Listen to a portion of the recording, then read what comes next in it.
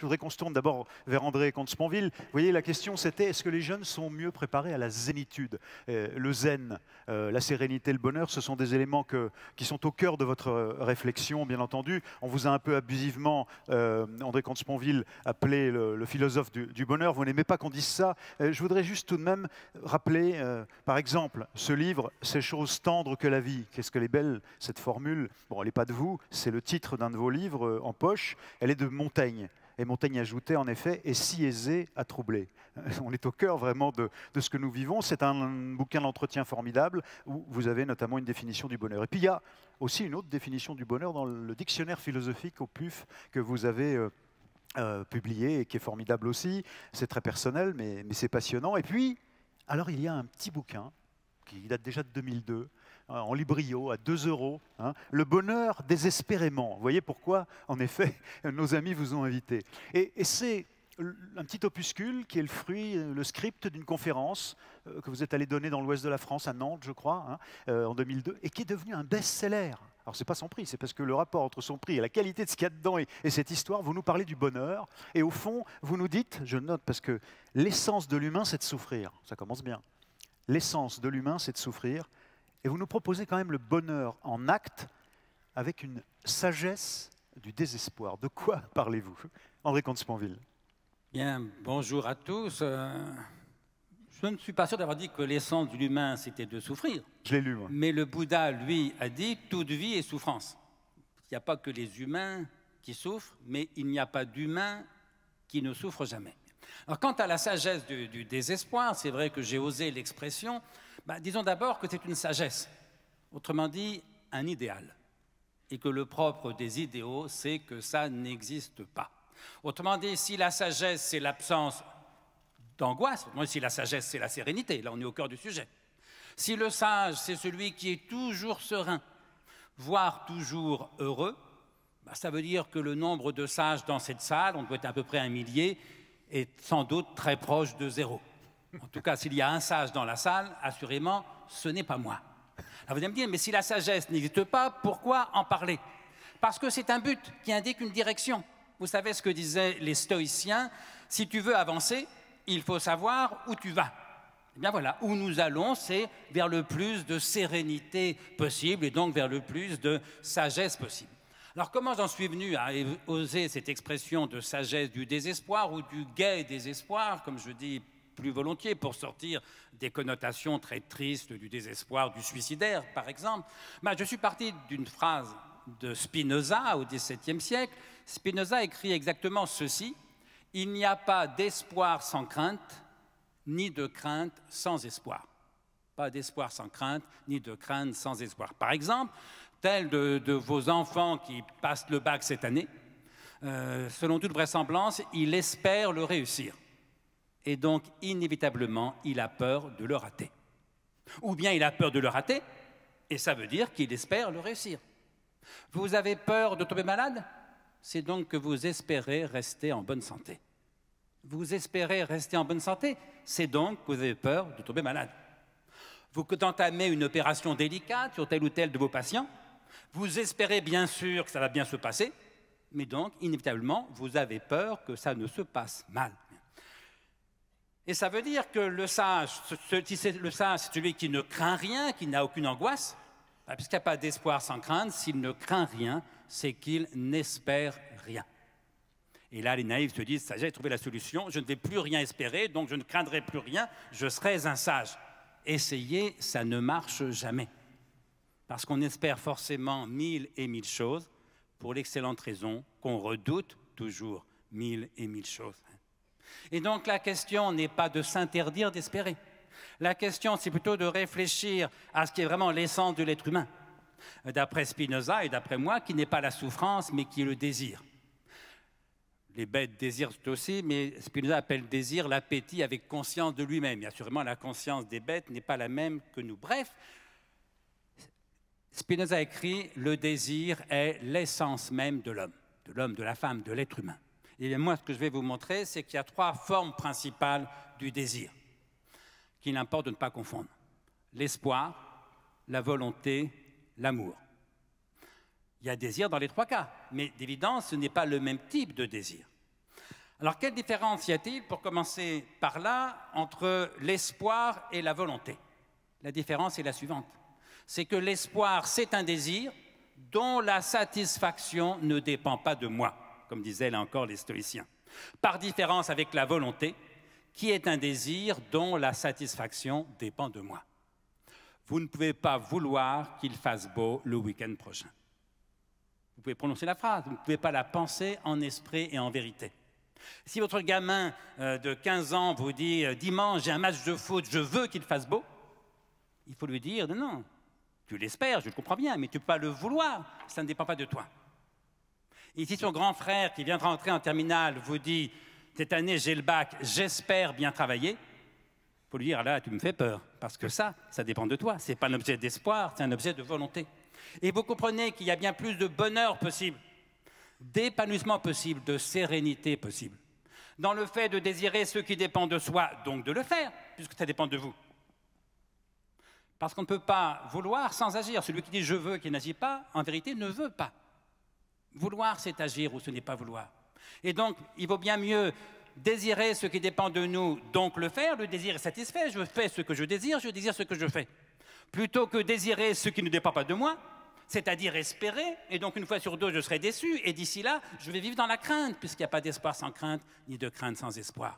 Il ne s'agit pas de... Alors, d'où l'immortelle formule de Sénèque, stoïcien latin, qui écrivait à l'un de ses correspondants, « Quand tu auras désappris à espérer, je t'apprendrai à vouloir. » Belle formule. Quand tu auras désappris à désirer ce qui ne dépend pas de toi, donc à espérer, donc à avoir peur, je t'apprendrai à désirer ce qui dépend de toi, donc à vouloir, donc à agir.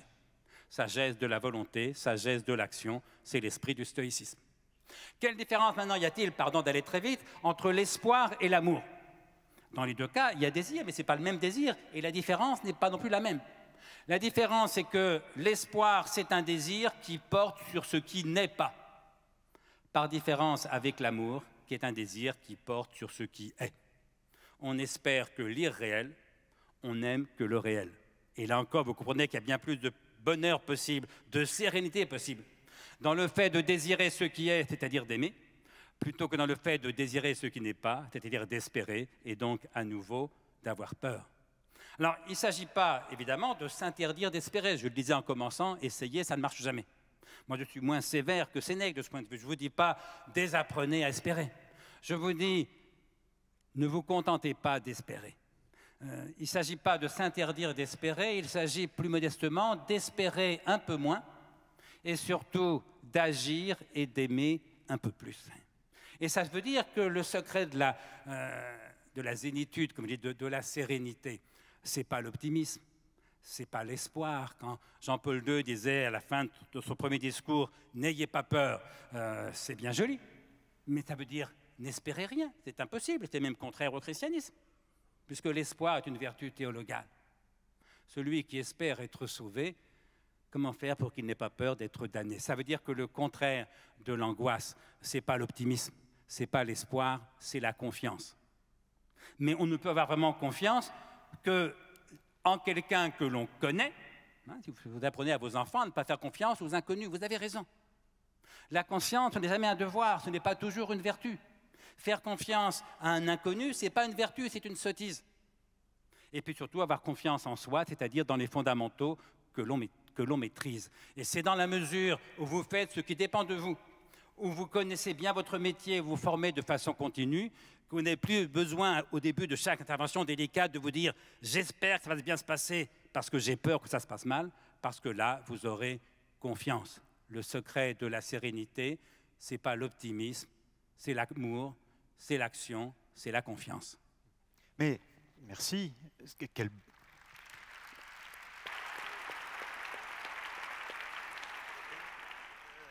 Vous avez été enseignant à la Sorbonne.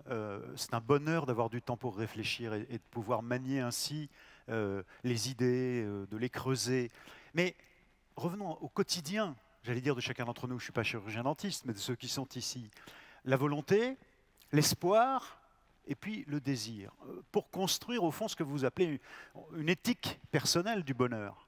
Très bien. Mais dans notre monde contemporain, enfin des 30 dernières années, des années qui viennent, nous sommes aujourd'hui c'est peut-être ce qu'expliquait tout à l'heure Christophe André, dans une réalité où c'est la volonté qui doit primer. On doit être plus fort et on ne doit jamais lâcher prise. On revient toujours à cet esprit. Comment ça s'inscrit dans votre vision, qui n'est pas que du sophisme, qui ne sont pas que des mots? Il y a vraiment quelque chose de concret dans ce que vous venez de nous dire. Mais comment on fait? Moi, je crois qu'on exagère souvent la pression de la société. Que vous soyez stressé par votre métier, peu serein, je le comprends bien. Mais rassurez-vous, vos patients ne le sont pas guère davantage. C'est d'ailleurs pour ça que c'est un problème. Moi, mon dentiste, il met son truc dans la bouche, je suis un peu tendu, il me dit « Mais pourquoi vous êtes tendu comme ça? Je vous fais mal ?» Non, mais j'ai peur. Voilà. Parce que j'espère que ça va bien se passer, mais au fond, j'en sais rien. Et donc, je vais vous dire, il faut aller vers un peu plus de sérénité. Mais il faut aussi accepter que supprimer toute angoisse, toute inquiétude, tout souci, c'est parfaitement impossible. Et donc, accepter sereinement de n'être pas toujours serein. Accepter sagement de n'être pas des sages. Quant à la pression de la société, alors c'est vrai que c'est cette pression du côté de la compétition, de la réussite, mais il y a aussi l'injonction au bonheur, à la sérénité, à la zénitude finalement. Et c'est à chacun d'entre nous de gérer ça. Moi, je crois que beaucoup de gens travaillent plus qu'ils ne devraient, travaillent plus qu'ils n'en auraient besoin. Et là, ce n'est pas la pression de la société, c'est à chacun d'entre nous de gérer son emploi du temps en fonction de ses besoins financiers, en fonction des besoins de la société, et puis en fonction de son propre désir.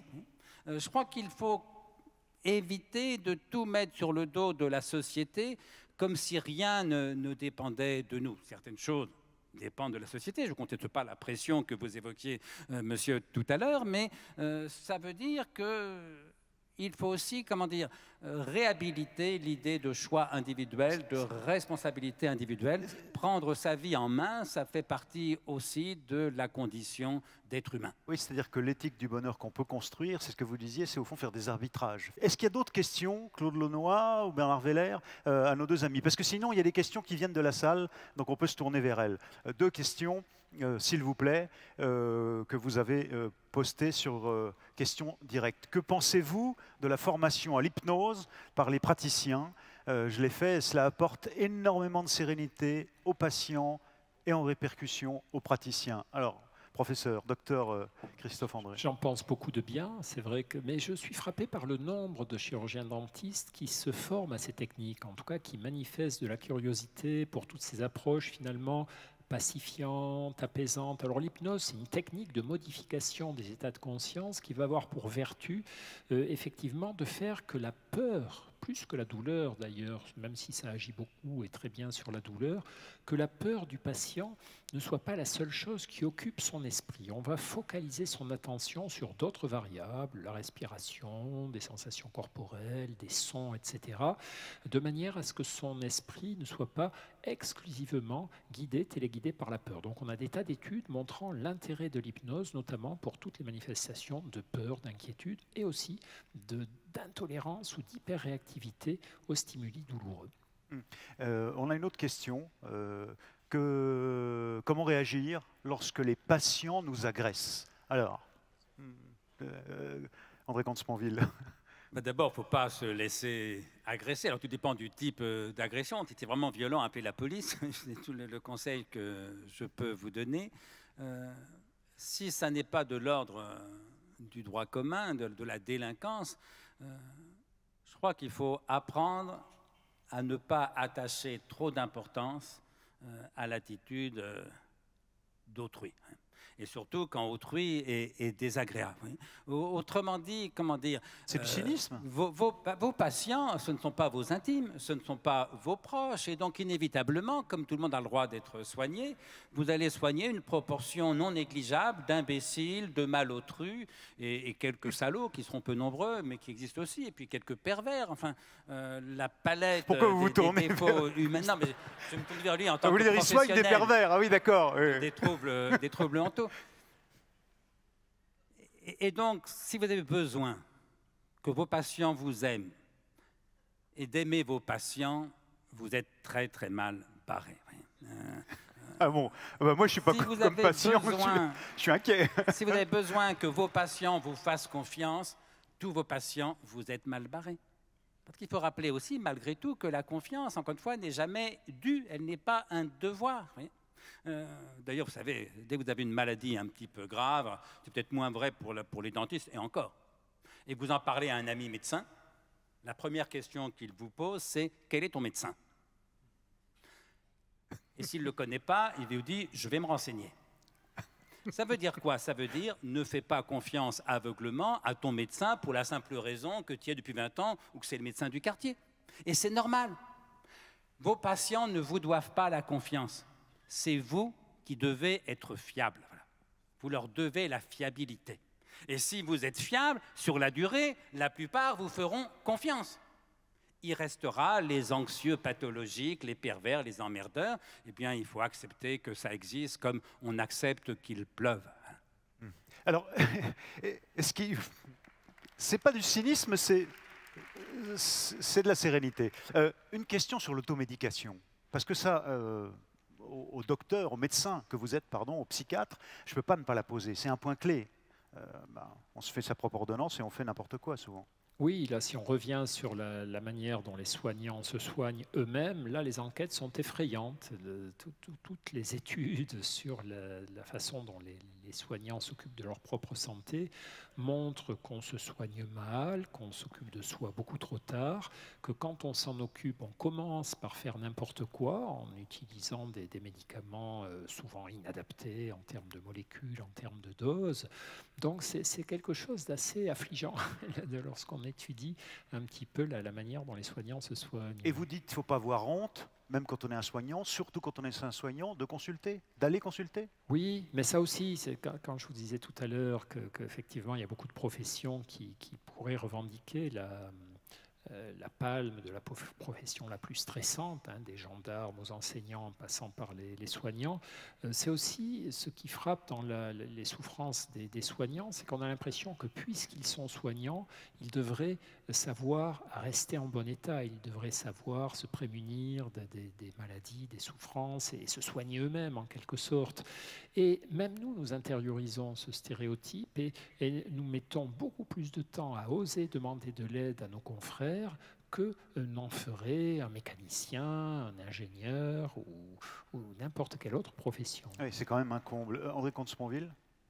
Oui, sur l'automédication, il faut dire qu'il y a deux sortes différentes d'automédication. Il y a l'automédication un peu folle, absurde, solitaire, du type qui va voir sur Internet, qui fait son diagnostic et qui se fait l'ordonnance. Et puis il y a l'automédication intelligente, c'est-à-dire accompagnée par le médecin, par le dentiste. Et là, je vous donne deux exemples. Moi, je souffre depuis mon enfance d'otite chronique. Il a fallu que j'attende l'âge de 40 ans de devenir, de risquer vraiment la surdité. Je raconte d'ailleurs l'anecdote. Je suis sourd d'une oreille, l'autre oreille coulait depuis un mois d'antibiotiques. Vous allez voir l'otorino tous les 8 jours, ça coulait, c'était au mois de septembre. La rentrée à la Sorbonne était 8 jours après. J'étais atrocement angoissé parce que la surdité est une cause d'angoisse terrible. En plus, pour un prof, on ne peut plus enseigner. Et donc, je vais voir un ami psychiatre à Saint-Antoine, mais ça n'était pas toi. Et je lui dis, écoute, je suis atrocement déprimé, j'entends plus rien, il faut que tu me soignes ma dépression et puis que tu me fasses tu m'arrêtes pour ce qui est du travail, je ne peux pas faire court. Et comme c'était un bon médecin et un bon ami, il me dit, écoute, ton éventuelle dépression, je vais m'en occuper, mais si tu changeais d'otorino. C'est con, j'y avais pas pensé. Mon oreille coulait depuis un mois, j'étais sous antibiotiques depuis un mois avec les troubles digestifs que vous imaginez, j'avais pas pensé à changer d'otorino. Autrement dit, il m'a dit, ne fais pas confiance. Et il me dit, écoute, on a juste en dessous le professeur Chouard, qui est l'un des meilleurs otorinos du monde. Si tu veux, je te fais un mot, tu y vas, j'y vais. Et le professeur Chouard a sauvé mon oreille, j'en avais plus qu'une, m'a effectivement guéri, mais surtout, le professeur Chouard, mais j'avais 45 ans. J'allais de médecin d'otorino en otorino depuis 45 ans. C'est la première fois qu'un médecin a pris le temps de me dire « Je vais vous dire ce que vous devez faire quand vous avez un rhume. » Parce que l'otite, évidemment, était presque toujours déclenché par un rhume. C'est inouï que quelqu'un qui risque la surdité attende 45 ans pour qu'un médecin lui dise ce qu'est une automédication intelligente quand on est enrhumé. Le cas le plus récent, j'avais une inflammation de la gencive, je ne sais plus le nom scientifique, donc j'avais atrocement mal. Je vais voir mon dentiste qui me soigne très efficacement et qui me dit « je vais vous dire ce qu'il faut faire si ça recommence ». Vous voyez, donc ne condamnons pas toute automédication. Je crois que c'est une partie du travail des soignants que de préparer une automédication toujours partielle, mais intelligente. Alors, une fois, je parlais d'automédication devant des médecins. Un médecin me dit, mais comment peuvent-ils faire de l'automédication? Ils ne font même pas la différence entre l'aspirine et le paracétamol. Mais je lui dis, mais ça fait 40 ans qu'ils vont chez vous. Si vous n'avez pas eu le temps de leur expliquer la différence entre l'aspirine et le paracétamol, c'est quand même un problème. D'ailleurs, les pédiatres prennent toujours le temps d'expliquer aux parents la différence entre l'aspirine et le paracétamol. Donc, je ne suis pas un fou de l'automédication, mais je dis, on ne peut pas la supprimer, ça fait partie de toute façon de ce que feront vos patients. C'est à vous, les soignants, de savoir la limiter quand il faut et l'accompagner quand on le peut. Oui, André, en réalité, ce n'est pas tout à fait ce qu'on appelle l'automédication. L'automédication à laquelle on pense, là, c'est plutôt ta première catégorie, l'automédication sauvage. C'est-à-dire, là, ce sont des praticiens qui t'ont recommandé un certain nombre d'attitudes quand tu présentais tel et tel symptôme. C'est une éducation thérapeutique plutôt qu'une pure automédication. Je suis d'accord, il y a deux sortes différentes. Mais je te dis, quand je suis enrhumé, je ne vais pas voir le médecin, je vais voir le pharmacien. Oui. Donc, on appelle ça quand même de l'automédication, mais la mienne, grâce à mon otorino, elle est éclairée par la médecine. Mais l'automédication qu'on évoque en arrière-fond, c'est celle de docteurs en médecine dentaire qui ont la capacité de se faire, par exemple, une ordonnance d'antidépresseurs dont ce n'est pas la spécialité et qui parfois le font d'eux-mêmes parce qu'ils n'ont pas le temps et parce qu'il faut aller vite. Et c'est celle-là qui peut poser problème. Enfin, moi, je retiens quand même de votre anecdote une chose, c'est que de tous les toubibs que vous avez vus, les bons, les mauvais, celui que vous n'avez pas changé, en qui vous avez eu confiance tout de suite et qui vous a soigné efficacement, c'est le terme que vous employez, c'est votre chirurgien dentiste. C'est déjà ça, on est rassuré. Merci pour cet aspect. Deux questions rapides. Un mot-clé dans la pratique, si jamais, en effet, on voit venir, on sent une alerte. Qu'est-ce qu'on fait? Est-ce qu'il y a un endroit, un réflexe à avoir, un mot-clé, qu'est-ce qu'on fait? Si on sent une alerte alors qu'on est chirurgien dentiste, c'est que le stress monte. Oui. Le burn-out monte. Sans doute que le mot-clé, c'est lien social. Pouvoir parler de ça à un confrère, ou à un médecin ou à un proche. C'est vraiment ne jamais rester seul. Lorsqu'on est seul, on est en danger. La solitude et la souffrance, c'est vraiment un danger très important. Question rapide aussi, André Comte-Sponville, à part les œuvres d'André Comte-Sponville, s'il faut lire une chose pour retrouver une forme de sérénité, c'est quoi? Je ne sais pas, mais j'ai envie de dire que quand il n'y a pas d'alerte, faites de la philosophie. Vous savez, Freud écrit quelque part, la psychanalyse, ça ne sert pas à être heureux. Ça sert à passer d'une souffrance névrotique à un malheur banal. Ce qui est un formidable progrès, parce que la souffrance névrotique, on est prisonnier de sa souffrance, de sa névrose. Le malheur banal, on peut prendre sa vie en main. Mais ça débouche sur une question. Une fois que je suis dans le malheur banal, autrement dit, une fois que je suis guéri, ou tant que je ne suis pas vraiment malade, qu'est-ce que je fais? Ma réponse, c'est tu fais de la philosophie. C'est pourquoi j'ai coutume de dire que la philosophie commence là où la psychothérapie s'arrête. Merci.